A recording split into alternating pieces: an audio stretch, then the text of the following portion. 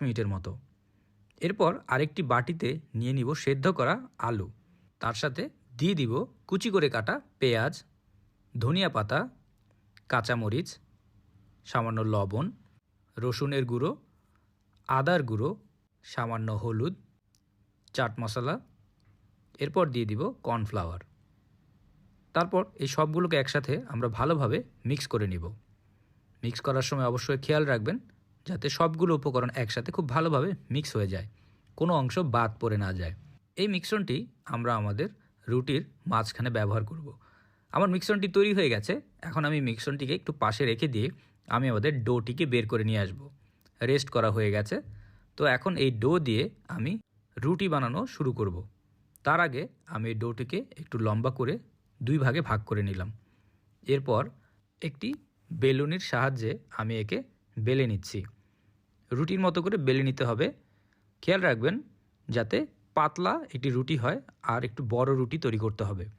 এর ভিতরে আমি এখন দিয়ে দিব আমার আলুর মিশ্রণটি খুব ভালোভাবে এর ভিতরে ছড়িয়ে দিতে হবে যাতে পুরো রুটির গায়ে এই মিশ্রণটি লেগে যায়, কোনো অংশ বাদ পড়ে না যায়।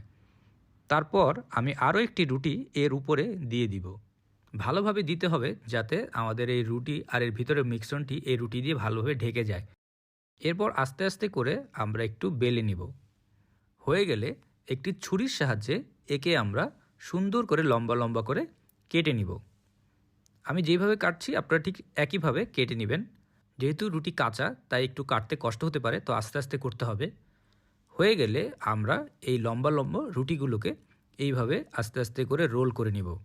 গোল গোল ঘুরিয়ে ঘুরিয়ে এরকম রোল করে এরপর হাতের সাহায্যে চেপে চেপে গোল আকার করে নিব। হয়ে গেলে আমরা একে নিয়ে মিডিয়াম গরম তেলের ভিতরে ছেড়ে দিব। সবগুলোকে আমরা গরম তেলে ছেড়ে দিয়ে কিছুক্ষণ এক পাশ ভেজে নিব। হয়ে গেলে আমরা এগুলোকে উল্টে দিব। সবগুলোকে উল্টে দিয়ে আমরা অন্য পাশ আরও কিছুক্ষণ ভাজব। ততক্ষণ পর্যন্তই ভাজব যতক্ষণ পর্যন্ত এর গায়ের রং গোল্ডেন ব্রাউন কালার না হয়ে যায়। তো উল্টে উল্টে ভাজতে হবে। হয়ে গেলে আমরা এগুলোকে তুলে ফেলবো। দেখতেই পাচ্ছেন গোল্ডেন ব্রাউন কালার হয়ে গেছে। তো দেখতেই পাচ্ছেন ভাজা হয়ে গেছে। আমি এখন এগুলোকে তুলে ফেলবো। তোলার আগে অবশ্যই তেলগুলোকে সামান্য ঝেড়ে নিতে হবে। তো এরকম মজার রেসিপি আপনি চাইলে ঘরে যে কোনো সময় তৈরি করে সবাইকে চমকে